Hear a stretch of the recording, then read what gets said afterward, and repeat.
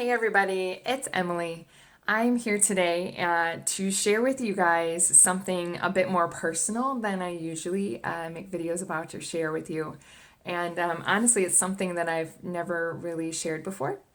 Um, and, a lot of it has to do with the fact that it's 2020, and 2020 has really been a very incredibly challenging year for so many people.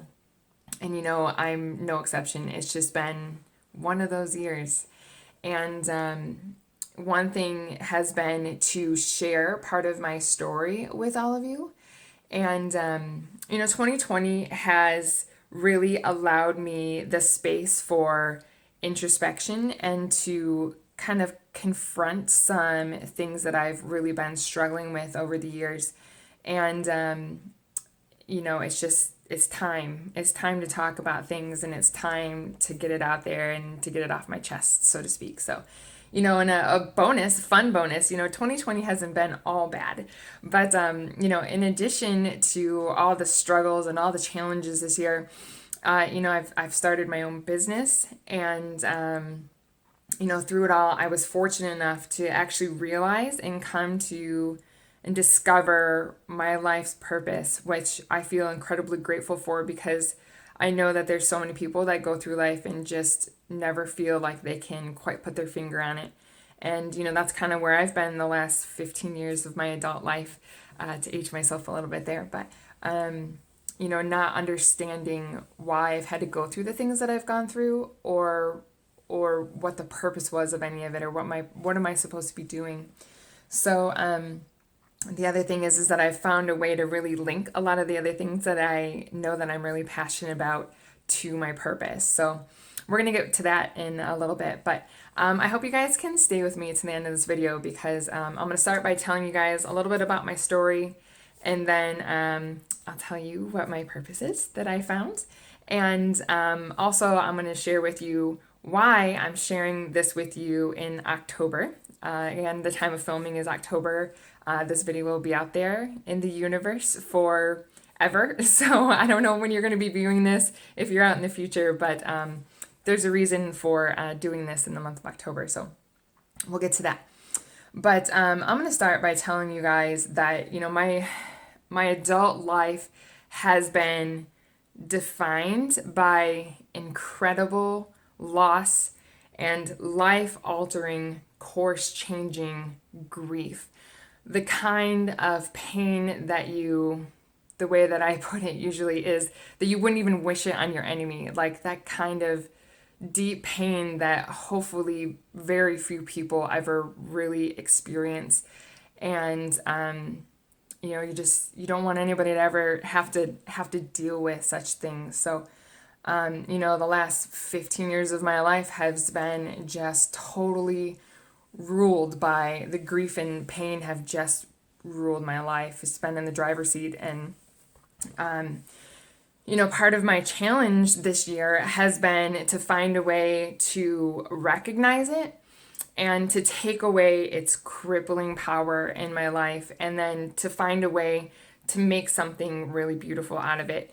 Because, I just can't go on anymore being sad, and I can't let it not have purpose. So, it's time to just kind of set it free and to just go forward. So, if anybody, I know that I'm not the only person that's gone through terrible things. I know everybody has a story, and I'm not here to say that my story is worse than anybody else's or to take away, how bad maybe your situation was. But just to recognize, where I am, and hopefully help you to kind of recognize that too, and to kind of deal with it and process it in your way too. So, when things first started happening, when I was first an adult, I was really afraid to share and to talk about it, mainly because as it was all happening, people just found it really hard to connect with me. And then from there, I just was very lonely for a long time, and I didn't want to ever put it on people. And, but, now I'm realizing that rather than being afraid of talking about it, perhaps what I can do is use my story to maybe even help comfort somebody else, or maybe inspire them, or just help them to maybe start processing and healing as well too. So, okay, I'm gonna date myself a little bit again. 2005. I'm going back, guys. 15 years ago. So, I was 18, and I had just graduated from high school, and being very type A person and go-getter, I decided to go to college early for some crazy reason, and I was supposed to be heading off to college in July for a summer semester. Might as well get a jump on it. And at the time, I was living with my mom and my oldest brother, and my sister had enlisted in the Air Force just a little while before that, and she had come home for my graduation for Mother's Day around that time, and after she had graduated from basic training, and then her and her fiance were getting ready to they had moved out to Montana. They were stationed together out there, and yeah, so we saw them, and she was out there, and we were all just so proud of her. She really had discovered her purpose in life, and she knew at the age of 22 that her purpose was to serve her country and to spend her life, dedicate her life to protecting our freedoms as Americans. And she just really was so, she knew that was where she was. And anyways, so one morning, we're early risers in our family. One morning, my brother had gotten up and he had gone off to work. And my mom and I got up and we were heading out for errands. And I'm sorry. We had pulled out of our driveway, and my mom looked up and saw a car coming down our street with two airmen in it, and she instantly knew what was going on.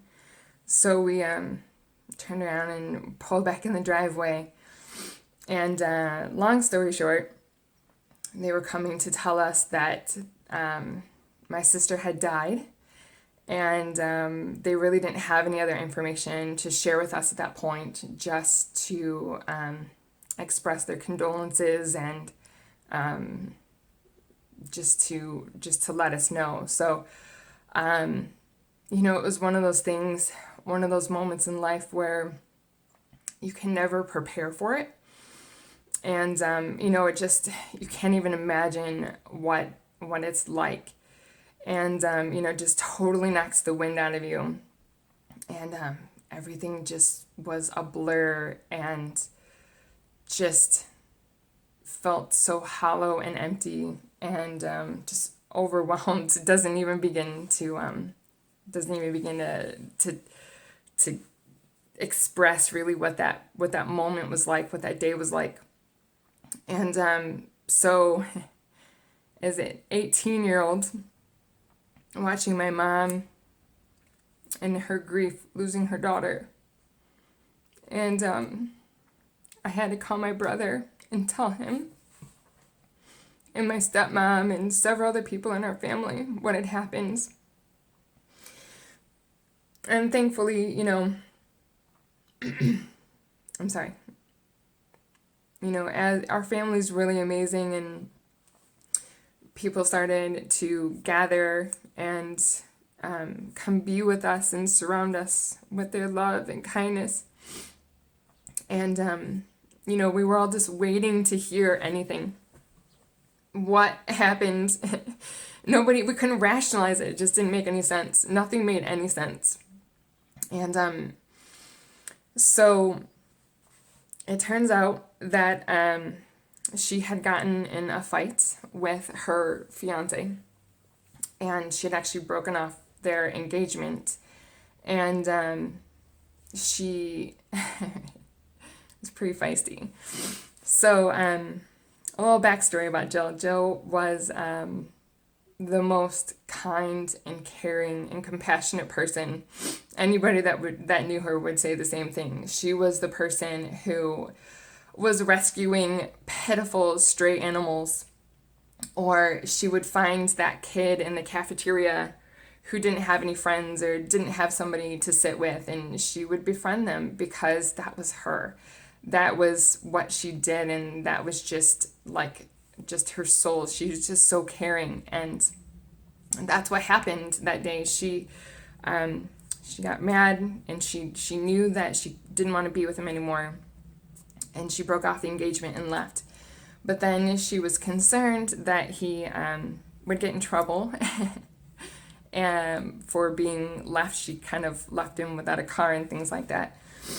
And when she went back to get him, scoop him up and take him back, not back in her life, but just back so that he wouldn't get in trouble, he attacked her and he violently killed her. And there's nothing right about that. There's just nothing okay about that. And it's always the good ones, isn't it? It's just so terrible. But how do you go forward from something like that? How do you face the next day? And I can remember at 18, there were so many days where I'd wake up and the only thing I could think about was, I just have to breathe today. Like, I just need to just breathe. It's the only thing I could possibly concentrate on or think about, because the pain was too great. And, in the years that followed, my family and I had to go to the trial, and I almost lost 2 of my brothers, and, I had grandparents that had died and friends that have died. My parents have gotten divorced, and, it's just been one thing after another that has just been tough. It hasn't been easy. And, as a family, trying to just make sense of it and figure out, how do we go through time? Birthdays go by and, holidays go by, and she's not here. She doesn't get more birthdays. She didn't get to get married or have kids and do all of those things that normal young women should be able to do. She didn't get to do any of those things, and it's just this weight that we carry around. But, as a family, we've tried really hard to do what we can to honor her memory. And, we've hosted several blood drives over the years, potentially saving over 3,000 lives through that.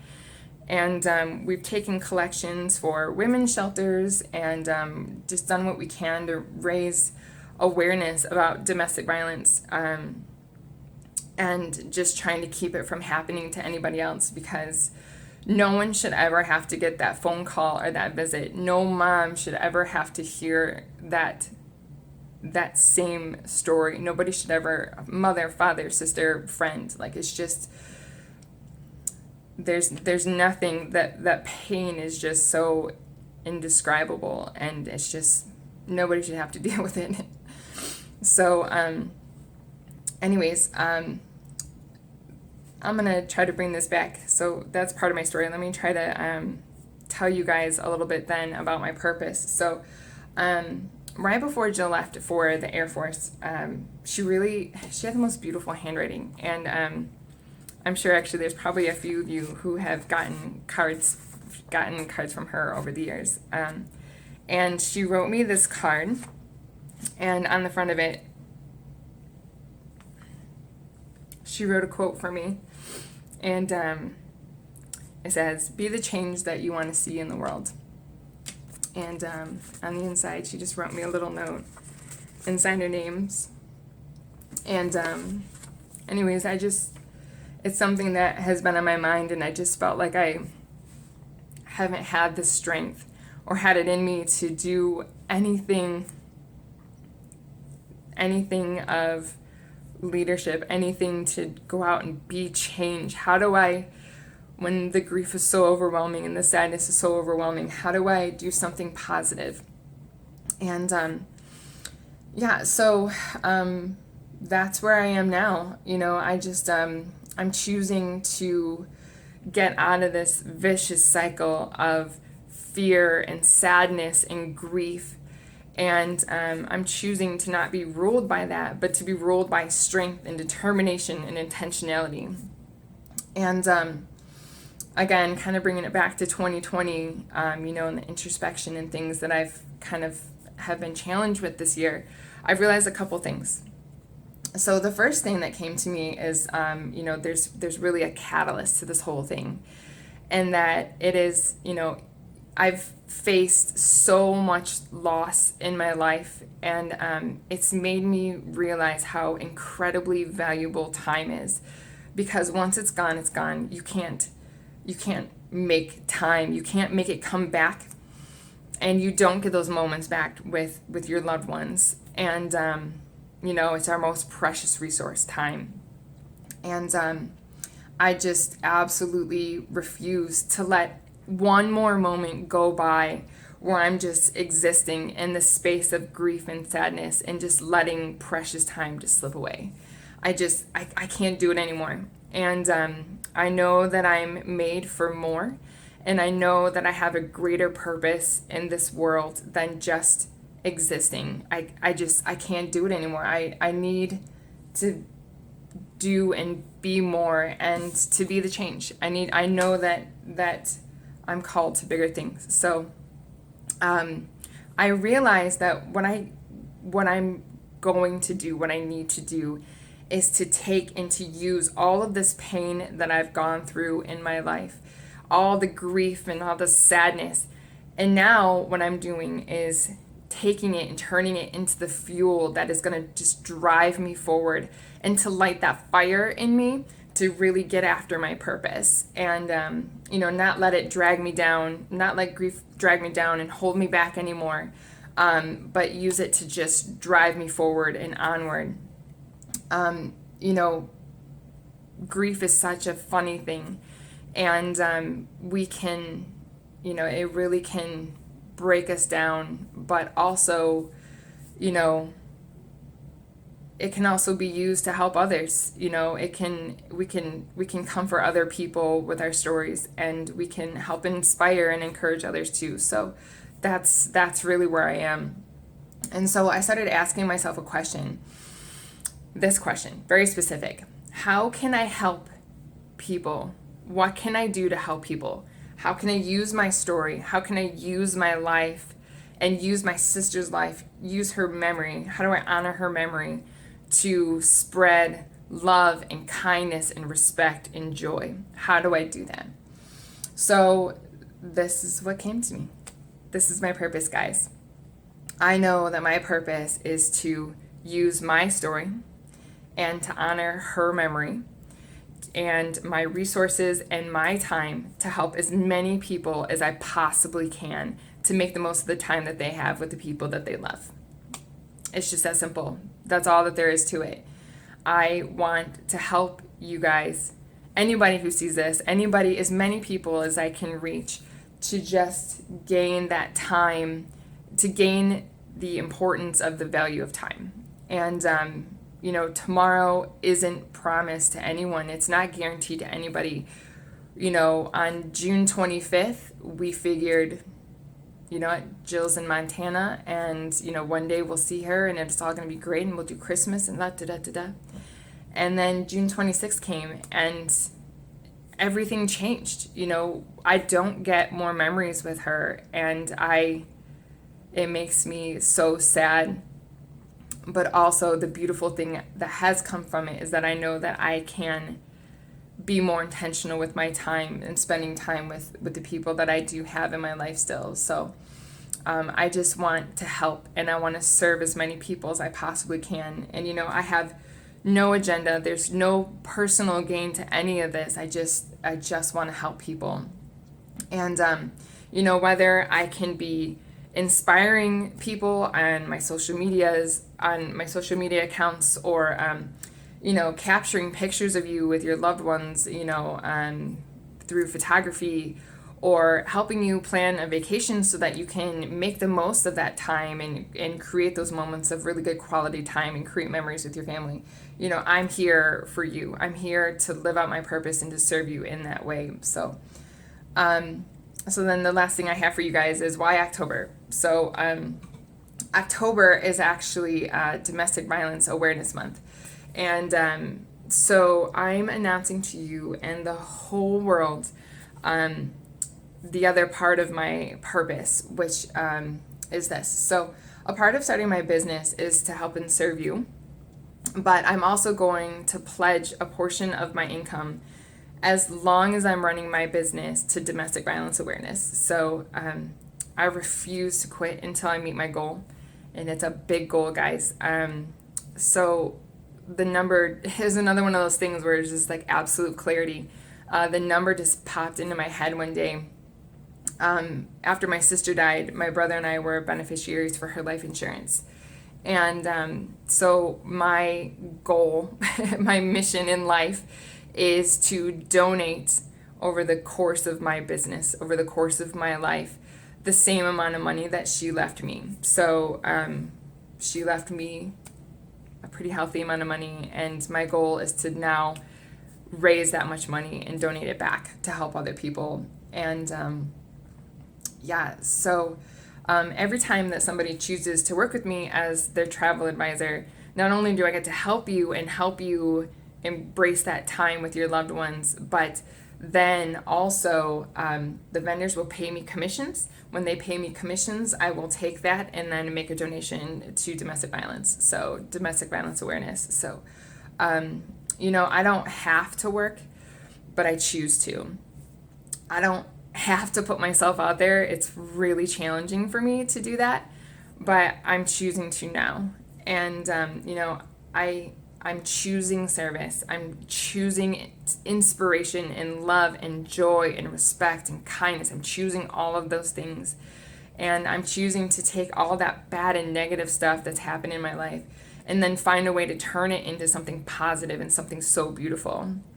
And so I'm just going to end by saying this, you guys. I hope that you guys can hug your loved ones a little bit tighter today. And I really hope that I can encourage you and inspire you to just slow down and take full advantage of the time that you have, and that to never take it for granted. So anyways, that's what I've got for you. So if you guys have any questions, I don't mind answering any questions for you, or helping in any way that I can. So guys, make the most of it, and I'll talk to you guys soon. Bye.